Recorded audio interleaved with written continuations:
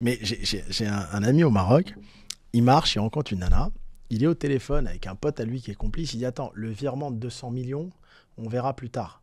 Pas demain parce que j'ai des problèmes avec la holding. Est-ce que tu vois le niveau? Et la nana, elle marche avec lui.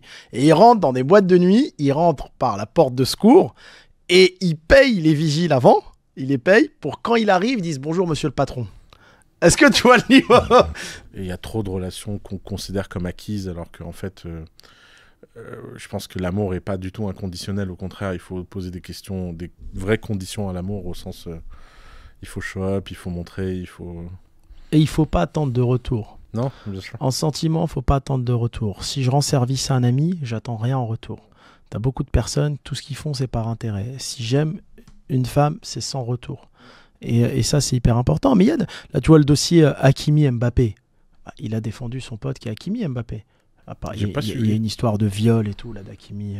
J'ai jamais compris, moi, ces histoires de viol, de toute façon. Qu'est-ce qui s'est passé? Une nana qui l'a rejoint à l'hôtel, je crois, parce qu'il l'a DM sur Insta. Ils ont parlé pendant un mois et après, oups, je me suis fait violer. Donc la police, elle a retrouvé que la nana, elle avait une complice qui a parlé, on va dépouiller Hakimi, etc.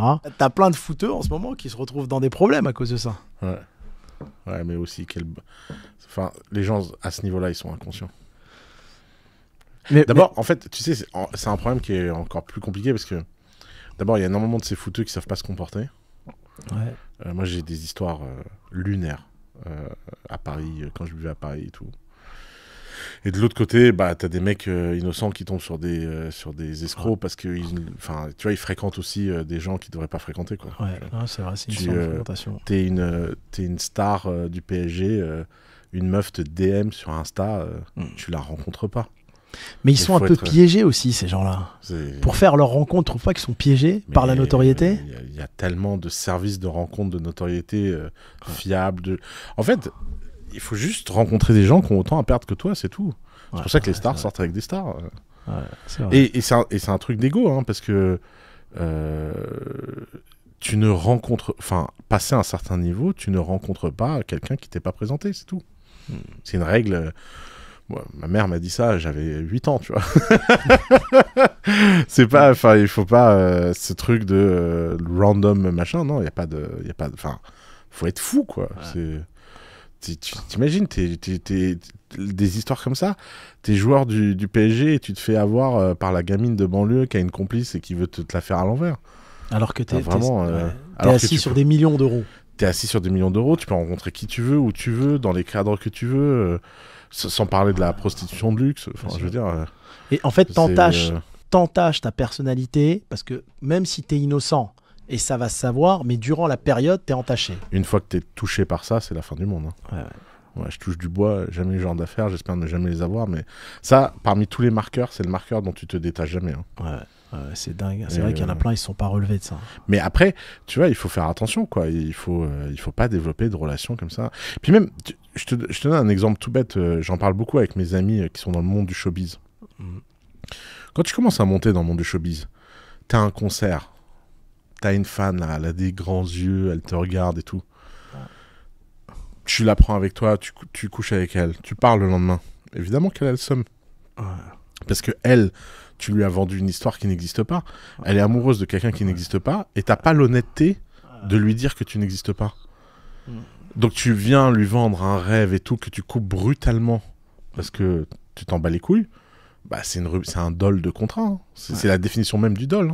Hein. Et donc après, si la meuf elle veut venir te détruire, bah, je comprends qu'elle veut venir te détruire. Enfin, non pas que je justifie l'attitude, mais humainement... Alors que si t'es hyper... moi, je le dis dans les podcasts. Hein. Si t'es hyper sincère, brutal, dans le bon sens du terme, que t'es honnête et que tu mens pas. Et d'ailleurs, ma mère m'a toujours dit ces trucs qui me fait vachement rire, c'est que les hommes tombent amoureux de ce qu'ils voient. Et la femme de ce qu'elle entend. De ce qu'elle entend. Et c'est pour ça que tous les hommes mentent et que toutes les femmes se maquillent.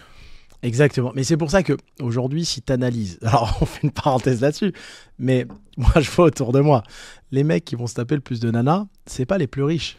Non. C'est les imposteurs. Ouais. Tu vois, c'est les imposteurs. Ouais. Moi j'ai des mecs autour de moi, ça reste mes potes parce qu'ils me font rire. Mais le niveau d'imposture, c'est un truc de dingue. Mais j'ai un ami au Maroc, il marche, il rencontre une nana, il est au téléphone avec un pote à lui qui est complice. Il dit attends, le virement de 200 millions, on verra plus tard. Pas demain parce que j'ai des problèmes avec la holding. Est-ce que tu vois le niveau? Et la nana, elle marche avec lui. Et il rentre dans des boîtes de nuit, il rentre par la porte de secours et il paye les vigiles avant. Il les paye pour quand il arrive, ils disent bonjour monsieur le patron. Est-ce que tu vois le niveau? Donc, la nana, elle arrive, elle dit mais pourquoi il t'a dit bonjour monsieur le patron? Il dit c'est moi le patron. Donc tu vois, les imposteurs comme ça, c'est les numéros 1. Je passe mon temps à expliquer à des copines à moi, je dis les mecs qui sont successful, qui gagnent beaucoup d'argent, sont occupés. Ah oui. Ils n'ont pas le temps de draguer H24, ils sont occupés par le travail et par les ennuis. Oui, ils ont pas que ça fout d'aller dire à un mec de l'appeler patron. Ouais, j'ai un pote, il me reconnaîtra, mais il vient à Cannes l'été en vacances, il est au RSA lui, donc il passe sa vie au RSA à Grenoble. Il arrive avec un sac à dos. D'accord. Et il me dit écoute Hakim, je sais que tu vas pas me dire de venir chez toi à la maison, donc si je chope pas une nana ce soir, je dors à la plage. Est-ce que tu vois le niveau? Et il a un tel stress. Il a un tel stress. Et ben tous les soirs, il est avec un mannequin, mais tu vois le niveau du mec. Il arrive en boîte de nuit, toujours avec la chemise, il se fait passer pour... C'est à la Roucancourt, quoi. Et super fort. Et j'ai toujours été admirateur de ces personnes-là. Parce qu'ils sont hyper forts dans leur rôle. Ouais. Non, c'est sûr.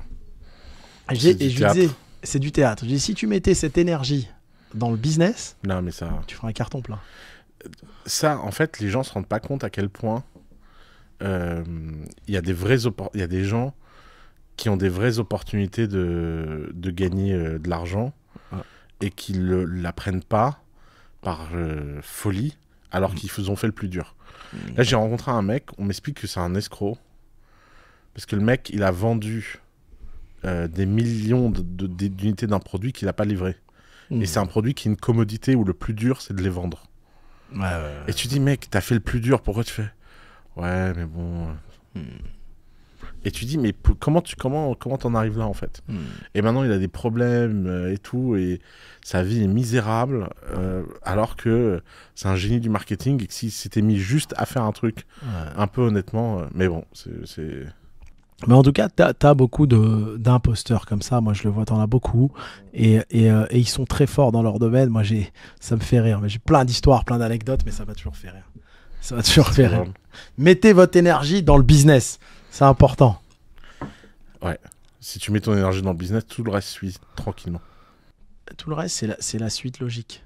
C'est la suite logique. Moi, j'ai toujours privilégié les affaires et la réussite parce que ça t'ouvre les portes de la liberté.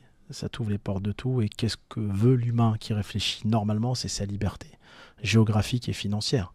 Comme je dis souvent, c'est sûr, entreprendre, c'est beaucoup de sacrifices.